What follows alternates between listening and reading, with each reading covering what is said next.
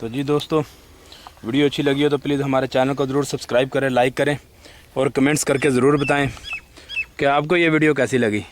तो प्लीज़ एक लाइक ज़रूर कर दिया करें। वीडियो अच्छी लगे तो एक लाइक ज़रूर कर देना। और जो पहली दफ़ा वीडियो देख रहे थे, जिन्होंने अभी तक हमारे चैनल को सब्सक्राइब नहीं किया, प्लीज़ वो हमारे चैनल को ज़रूर सब्सक्राइब कर लें और उसके साथ ही बेल का बटन दबा के ऑल नोटिफिकेशन पे ऑन कर दें, ताकि हम कोई भी इस तरह शिकार की वीडियो अपलोड करें तो आपको सबसे पहले मिलती रहे।